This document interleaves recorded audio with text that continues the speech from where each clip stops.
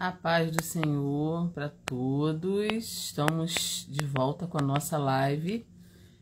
Estamos estudando o capítulo 5 de Mateus, né? Estamos demorando um pouquinho dentro desse capítulo, porque é um capítulo longo, e aí a gente está indo aos poucos. Hoje nós vamos ler a partir do versículo 21. Então aí, abra sua Bíblia, livro de Mateus, capítulo 5, versículo 21.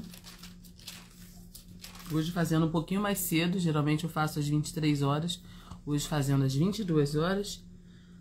A partir do versículo 21, Jesus vai ensinar sobre a ira, ele também vai falar sobre a luxúria. Sobre o divórcio nós vamos falar na próxima semana, porque como eu disse, a gente tem que ir aos poucos, senão a gente não consegue explicar o texto como deve ser explicado. Então vamos à leitura do texto. Diz assim: Ouviste o que foi dito pelos antigos, não matarás, mas qualquer que matar será réu de juízo. Eu, porém, vos digo que qualquer que, sem motivo, se encolerizar contra o seu irmão, será réu de juízo. E qualquer que chamar o seu irmão de raca, será réu do sinédrio. E qualquer que lhe chamar de louco, será réu do fogo do inferno. Portanto, se trouxeres a tua oferta ao altar, e aí te lembrares de que teu irmão tem alguma coisa contra ti, deixa ali diante do altar a tua oferta e vai reconciliar-te primeiro com teu irmão, e depois vem e apresenta a tua oferta. Concilia-te depressa com teu adversário enquanto estás no caminho com ele, para que não aconteça que o adversário te entregue ao juiz e o juiz te entregue ao oficial e te encerrem na prisão. Em verdade vos digo que de maneira nenhuma sairá dali enquanto não pagares o último ceitil. Ouviste o que foi dito aos antigos, não cometerás adultério? Eu, porém, vos digo que qualquer que atentar numa mulher para cobiçar, já em seu coração cometeu adultério com ela. Portanto, se o teu olho direito te escandalizar, arranca-o e atira-o para longe de ti. Pois te é melhor que se perca um dos teus membros do que todo o teu corpo seja lançado no inferno. E se tua mão direita te escandalizar, corta e atira para longe de ti, porque te é melhor que um dos teus membros se perca do que todo o teu corpo seja lançado no inferno. Então, eu vou parar aqui no versículo 30, e semana que vem a gente vai falar sobre a questão do divórcio, que começa no versículo 31. Hoje nós vamos ficar do 21 até o versículo 30. Aqui, né, no Sermão do Monte, Jesus se apresenta como o verdadeiro intérprete da lei. Você observou isso, né? Jesus se apresenta aqui como o verdadeiro intérprete da lei. Jesus fala aqui com uma autoridade tão grande, ele fala com uma autoridade que nenhum outro homem ousou ou sonhou em assumir. Então, quando Jesus termina esse sermão, e a gente vai ver isso bem lá no finalzinho, né? Que, como eu falei, o sermão começa aqui, mas vai pelo 6, pelo 7, né? Termina um pouquinho antes do capítulo 8. A gente vai ver que quando Jesus termina esse sermão, as multidões estavam maravilhadas com a sua doutrina.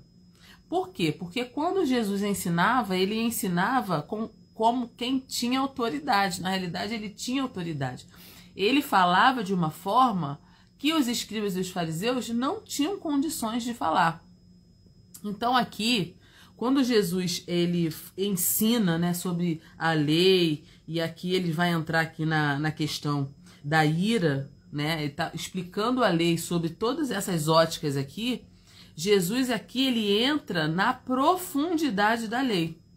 Aqui Jesus explica que o mandamento, a lei dada por Moisés, ela foi dada de uma forma elíptica, né? O que é uma elipse, né? É quando você fala de uma forma, você usa um termo só, mas que você abrange uma série de coisas. Os escribas e fariseus, embora eles achassem que tinham domínio completo da lei, eles não tinham. Por quê? Porque eles foram somente naquilo que estava escrito. Jesus, como um mestre muito superior aos escribas e os fariseus, Jesus explica a profundidade da lei que Deus deu a Moisés. Sabe? Então, esse conteúdo todo inerente ao mandamento que não conseguiu ser expresso por palavras, né? Porque as coisas de Deus são muito profundas, eles entenderam, mas eles não entenderam profundamente como deveria ser. Então aqui Jesus ele vai explicar, olha, vocês ouviram o que os antigos disseram, não matarás? Qualquer que matar será réu de juízo. Eu, porém, vos digo, então quando ele fala assim, eu, porém, vos digo, ele vai explicar agora.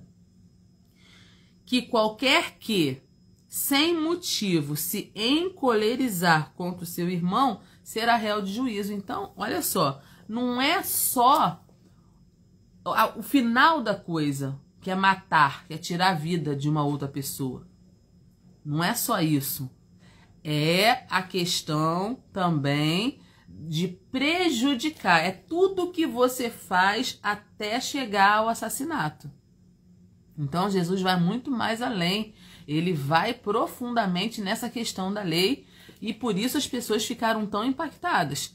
Quando Deus disse para não matar, isso significa que não devemos fazer qualquer coisa que prejudique a vida do próximo. Matar é a última coisa.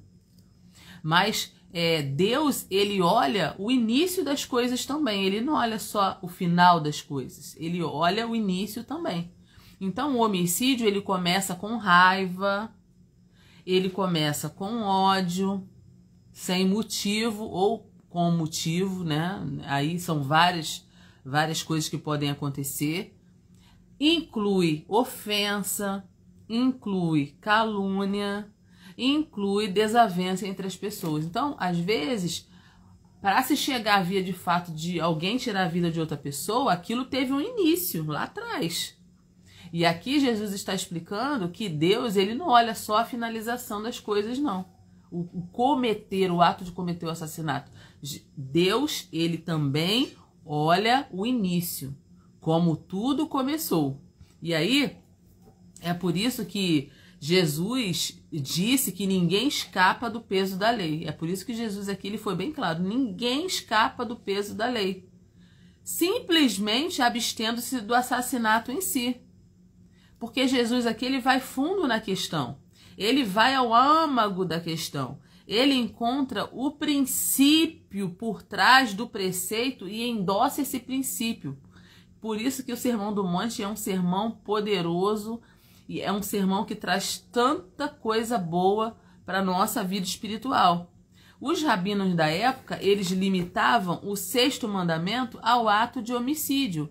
Jesus, porém, deixa claro que o espírito da lei se liga não apenas ao ato, mas também à motivação. Isso aqui é muito interessante que Jesus faz aqui, né? A lei prescrita não apenas as ações exteriores. A lei perscruta, né, no caso. Não apenas as ações exteriores, mas também as motivações interiores. E é interessante a gente falar isso hoje, né? Já que a gente está falando sobre essa questão da lei em vários casos aqui, que embora os tribunais da terra não tenham competência para julgar a ira e as palavras insultuosas das pessoas, o tribunal de Deus julga o foro íntimo. Então é isso que Jesus está dizendo aqui. De repente, um juiz terreno, ele não vai ter condições de avaliar as intenções da pessoa ao cometer aquele assassinato ou aquele homicídio. Mas o tribunal do céu sabe muito bem como aquilo começou. Então, Jesus está dizendo aqui no Sermão do Monte que a gente deve dar conta a Deus, não apenas dos nossos atos, mas também das nossas palavras e das nossas intenções. E aí a gente vai lá para o livro de 1 João, né? Vamos entrar em um texto aí que fala um pouquinho também sobre esse assunto. 1 João 2, versículo 9, que diz assim: aquele que diz que está na luz e aborrece seu irmão, até agora está nas trevas, né?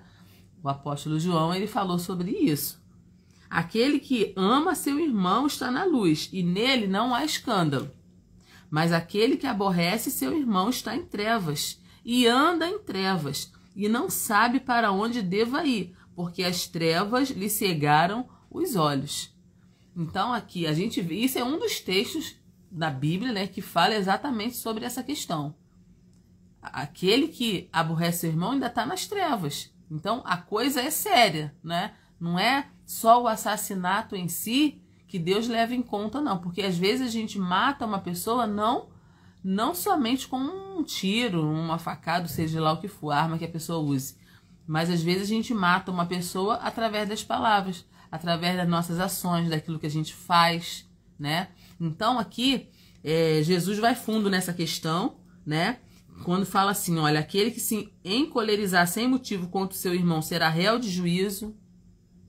Qualquer que chamar o seu irmão de raca será réu do sinédrio. Essa palavra raca, gente, essa palavra raca, ela é de origem aramaica. Quando Jesus falou isso, todo mundo entendeu. Todo mundo que estava ali ouvindo aquele sermão entendeu o que Jesus estava falando, tá? Pra gente é um pouco estranho porque não faz parte do nosso idioma, da nossa cultura. Mas na época, quando Jesus falou, as pessoas entenderam. Quando ele falou assim, olha, aquele que chamar seu irmão de raca, essa palavra aramaica quer dizer eu cuspo em você. Tipo, eu te desprezo totalmente. Sabe? Então é muito sério. E aí ele fala assim, olha, aquele que chamar o seu irmão de raca será réu do sinédrio. Qualquer que lhe chamar de louco será réu do fogo do inferno. Então, parece uma coisa muito forte o que Jesus está falando aqui. Assim, meu Deus, Jesus está levando isso muito a sério, né? Mas Deus leva as coisas a sério, gente. É o ser humano que brinca muito com as coisas de Deus, né? O ser humano que brinca muito com o espiritual, né? Faz as coisas ou fala coisas e não se dá conta de como isso vai influenciar na vida espiritual dele. Mas aqui Jesus está nos ensinando no Sermão do Monte. Então vocês estão preocupados porque a lei diz não matarás? Que aquele que tirar a vida de uma pessoa será réu do juízo? Eu vos digo que é muito além disso. Aquele que sem motivo se encolerizar contra seu irmão será réu do juízo. Aquele que chamar seu irmão de raca será réu do sinédrio. Quer dizer, vai ter um julgamento para isso, né? Às vezes a gente acha que as nossas ações aqui na Terra, elas não serão julgadas. A gente acha que a gente pode fazer o que quiser e tá de boa, né? Estamos no período da graça, né? Assim, né? Jesus nos perdoou, Deus é bom, não é isso? E hoje, nesse tempo que a gente está vivendo, de pós-modernidade, as pessoas falam muito mais no amor de Deus do que na justiça de Deus, né? Do que na santidade de Deus, como se Deus fosse cego, como se Deus não estivesse observando as coisas que estão acontecendo aqui. Jesus, o Filho de Deus, deixou bem claro que vai haver juízo.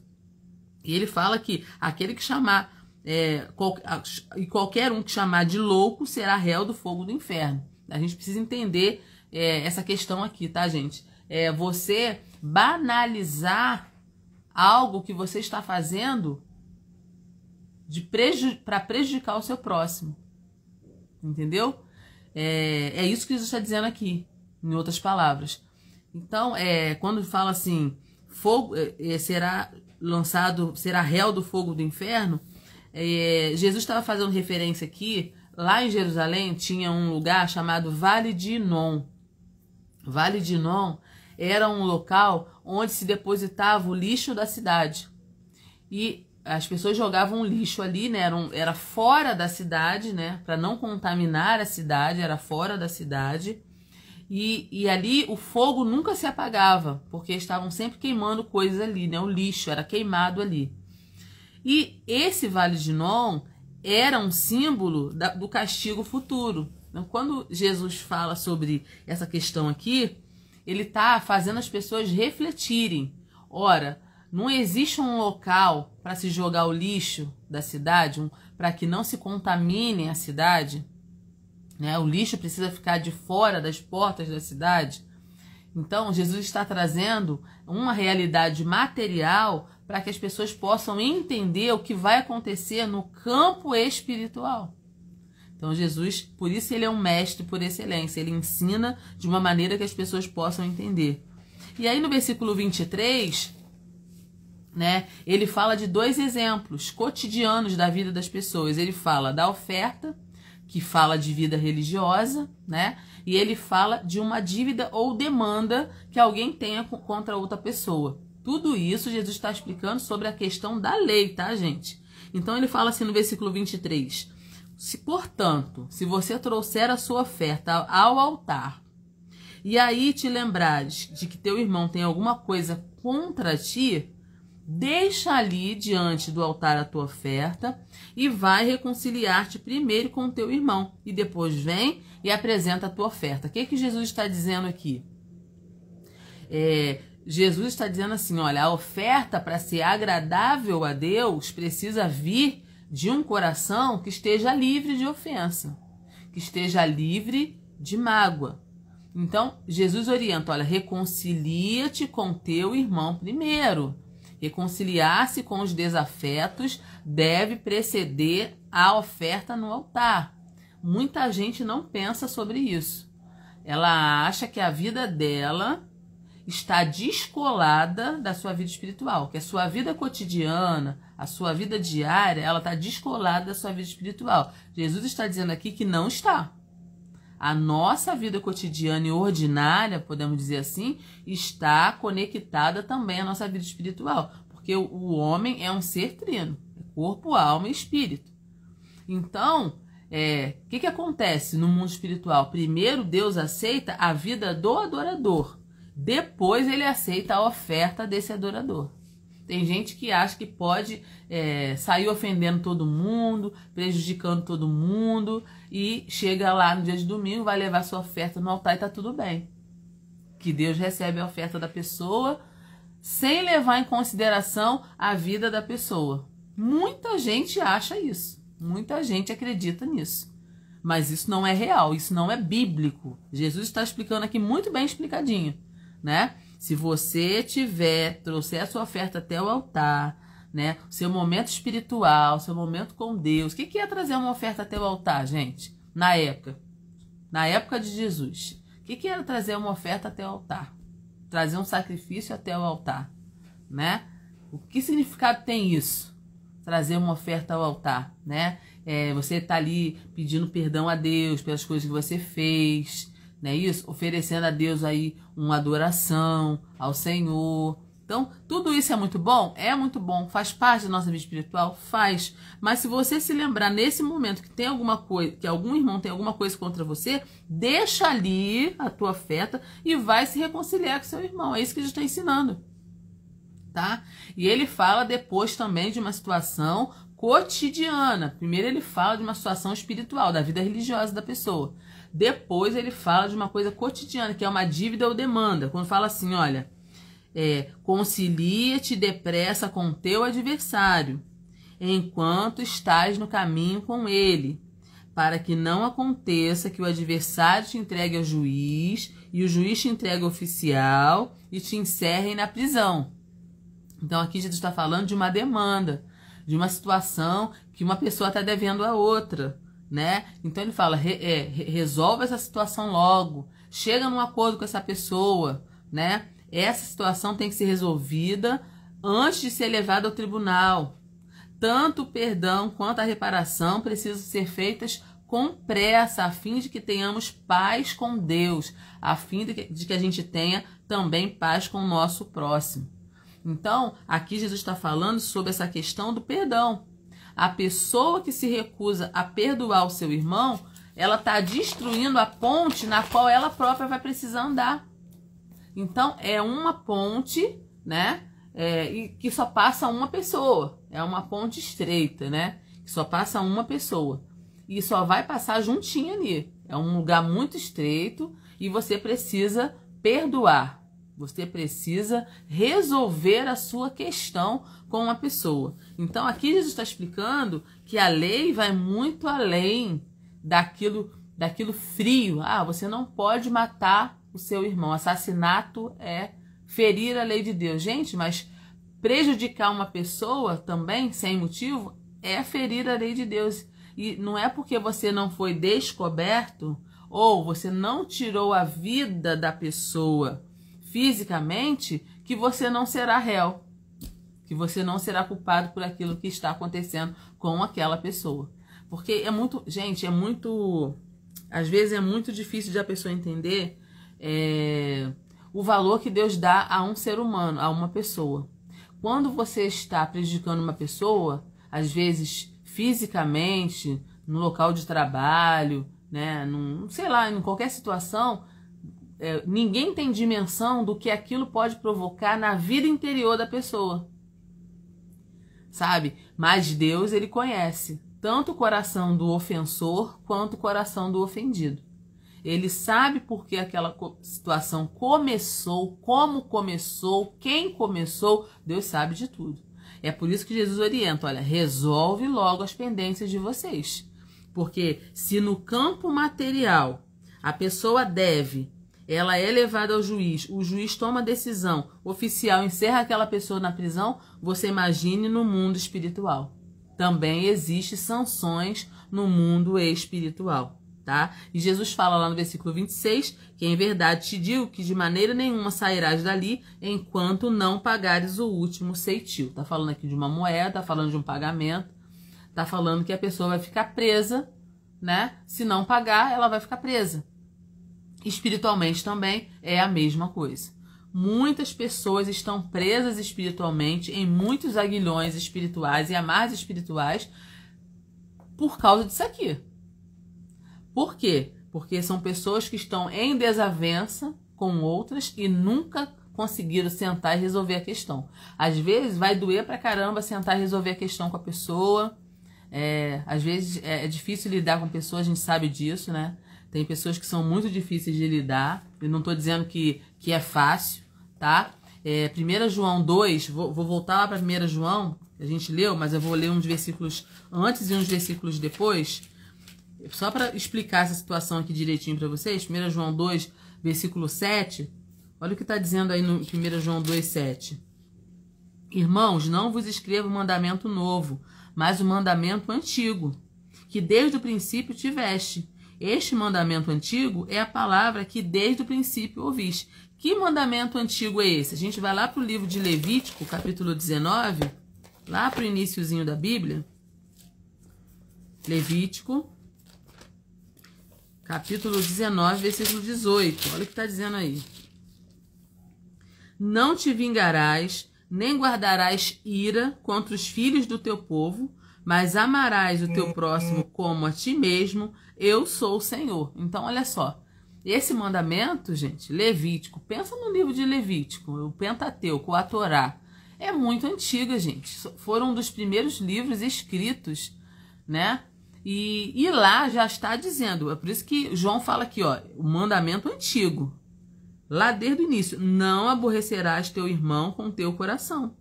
Olha só. Não te vingarás, nem guardarás ira contra os filhos do teu povo. Então, esse mandamento é antigo. Ele já existe há muito tempo. Aqui no caso, né, aqui no Sermão do Monte, Jesus apenas interpretou uma lei que já existia há muito tempo, né? E esse mandamento é antigo e ao mesmo tempo é novo, porque Jesus interpretou de um modo radicalmente novo, né? E aí quando fala lá, ó, versículo 8, outra vez vos escrevo um mandamento novo, que é o verdadeiro nele e em vós, porque vão passando as trevas e já a verdadeira luz alumia. Aquele que diz que está na luz e aborrece o irmão, até agora está em trevas. Aquele que ama seu irmão está na luz e nele não há escândalo.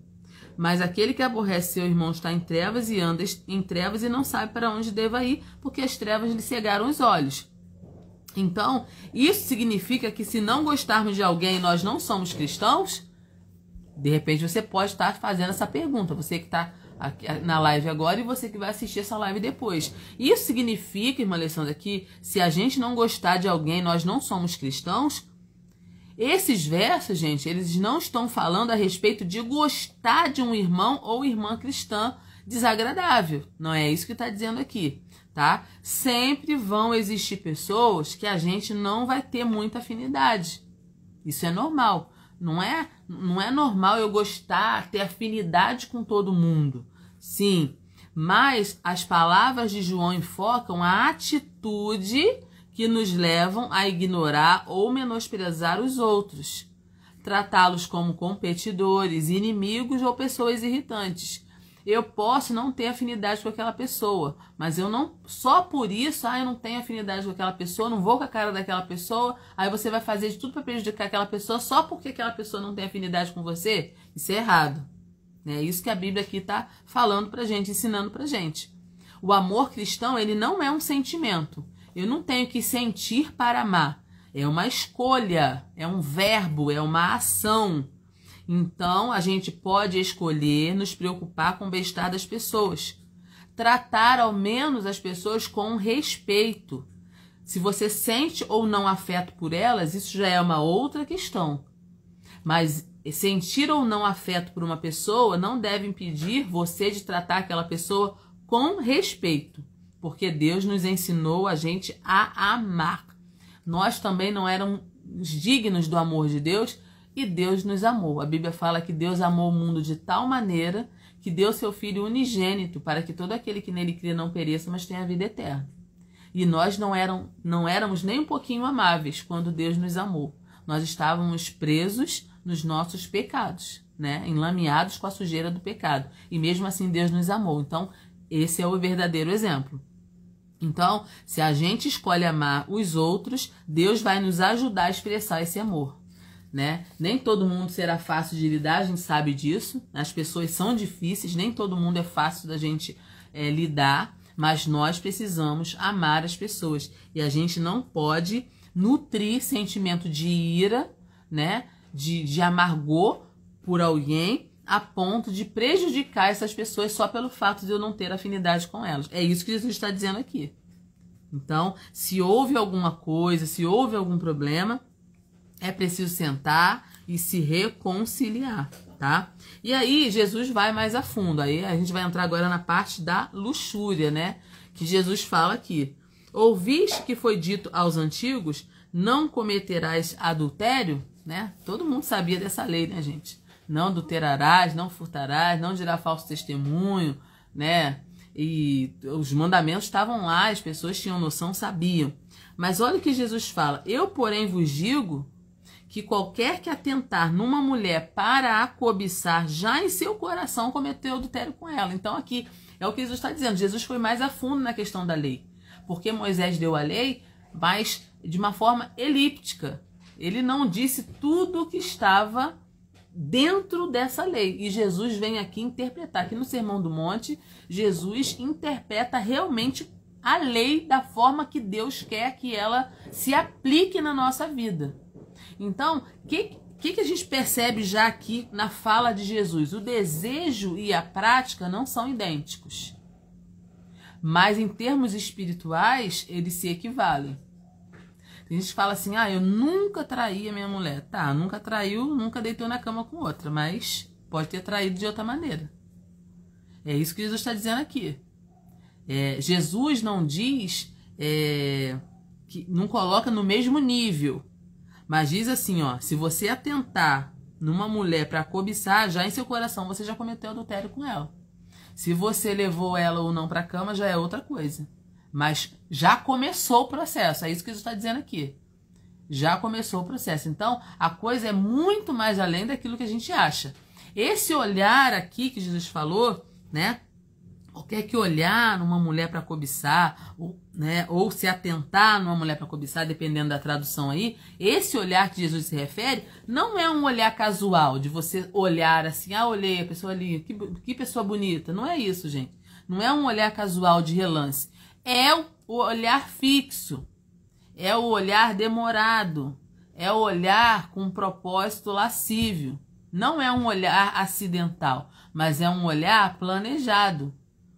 O homem, descrito por Jesus aqui, olha para essa mulher com um propósito de alimentar seus apetites sexuais interiores. Ninguém está vendo, ninguém está sabendo, mas esse homem aqui está olhando com o propósito de alimentar os seus apetites sexuais interiores, como um substituto para o ato sexual em si. Ele sabe que não pode levar aquela mulher para a cama, mas ele pode levar no coração dele, no pensamento dele. E Jesus está dizendo aqui que para Deus isso é a mesma coisa. Então, olha só como Jesus vai muito além. Olha como Jesus interpreta a lei de uma maneira muito mais profunda aí. E aí que eu vou entrar agora na parte mais interessante aqui. A solução para o problema.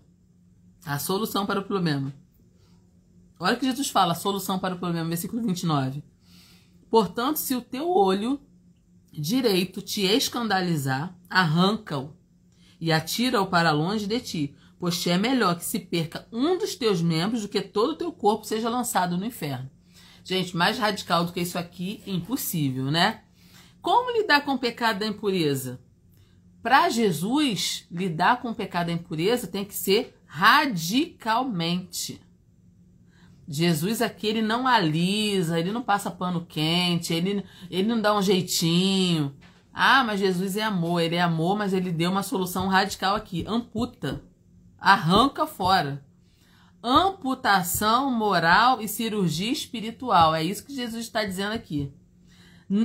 Essa amputação moral e essa cirurgia espiritual não se faz com concessão ao pecado, não. Tem que deixar de olhar. Tem que arrancar fora. Tem que deixar de manusear. Pecado, tentação. Você não trava conversa com tentação. Você não trava conversa. Você foge. Aqui Jesus está dizendo, se o teu olho está te fazendo pecar, arranca ele fora. Arranca esse olho fora. Olha só o que Jesus está dizendo aqui. Se a tua mão direita te escandalizar, corta e atira para longe de ti. Porque é melhor você perder um dos seus membros, né, do que todo o seu corpo seja lançado no inferno. Essa palavra aqui, hoje, é forte demais, né, pro tempo que a gente está vivendo, né, gente? Quem quer ouvir isso? Ninguém quer ouvir, né? As pessoas querem ouvir, não, né, assim não, que isso? Que isso, você está muito quadrada, você está muito radical, calma, vamos conversar, não é bem assim, não. Aqui, gente, é o Filho de Deus que está dizendo. É o Filho de Deus que está dando a solução para o problema. Para o problema da luxúria, não tem conversa. Para o problema da pornografia, não tem conversa. Sabe? Não tem conversa. É a amputação moral, é a amputação espiritual. Não tem conversa. O tratamento precisa ser radical. Tem uma lenda grega, eu leio bastante, vocês sabem que eu gosto muito de ler, né? E a gente já li muita coisa. E tem uma lenda grega de Ulisses. Quando Ulisses ele volta de Troia, né? Vocês já viram o filme Troia, pelo menos, né? Para vocês lembrarem, se situarem. Troia é uma história muito longa, né? Fizeram um filme de um corte da história. Nessa lenda, Ulisses é aquele que é bem amigo do Aquiles, né? O Aquiles morre no filme, só para você se situar aí. O Ulisses, ele não morre, né? Ele que fica intermediando a conversa de Aquiles com o rei, né? Que o rei não gosta muito do Aquiles, nem o Aquiles gosta muito do rei, mas o rei precisa do Aquiles, né? No caso, e o Aquiles quer proeminência, quer que o nome dele seja lembrado, e o Ulisses fica aí no meio fazendo essa intermediação. A lenda grega diz que Ulisses, quando ele voltava de Troia para casa, no seu navio, ele pede para ser amarrado no mastro do navio. Ele faz esse pedido, né, para as pessoas ali da tripulação do navio que amarrassem ele no mastro do navio. Por quê? Porque eles iriam passar por uma ilha, né, e essa ilha era habitada por sereias. E ele estava ciente que, se ele escutasse, né, o som, né, a música, a melodia das sereias, ele poderia se desviar do seu propósito e levar todo o barco dele à ruína. Então ele pede para ser amarrado ali no mastro do navio. Então, gente, é uma história aí secular, né, mas só para ilustrar o que Jesus está dizendo aqui.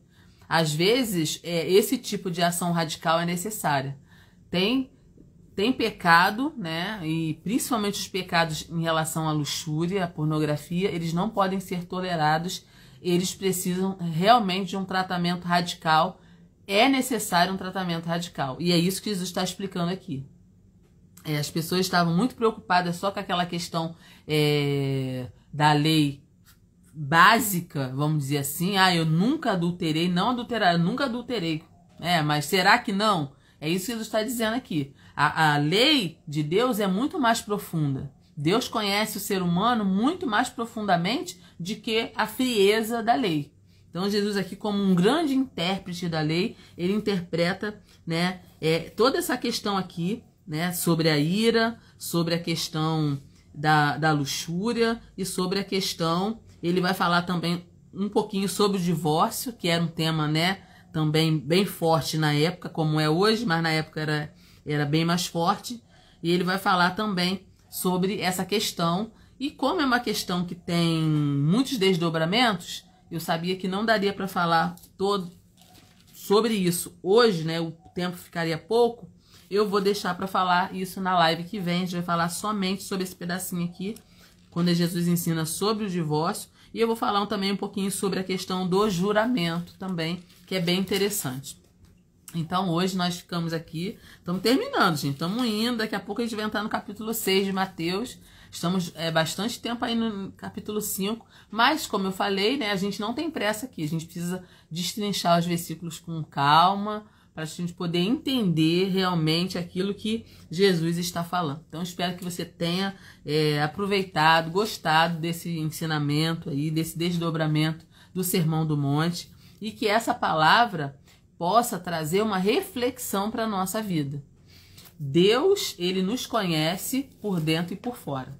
Deus conhece a intenção do nosso coração. É por isso que eu digo sempre que o julgamento de Deus, ele vai ser muito perfeito, né? Deus é um juiz perfeito. Vai ser perfeito por quê? Porque as pessoas só nos conhecem por fora, mas Deus nos conhece por dentro. Eu posso tirar essa caneca daqui e colocar aqui. E as pessoas podem achar, ela tirou daqui para não atrapalhar o campo de visão dela e colocou aqui. Mas Deus sabe a intenção do meu coração, porque eu quis tirar daqui e colocar aqui. Por isso o julgamento de Deus naquele grande dia será muito perfeito. Não vai ter desculpas diante do trono de Deus. Não vai ter desculpa, não vai ter nada, porque Deus conhece todas as intenções do nosso coração. E Jesus, ele falou exatamente sobre isso, né? Jesus aqui, ele não está dizendo que veio revogar a lei, ele não veio revogar a lei, ele está dizendo que veio cumprir toda a lei, né?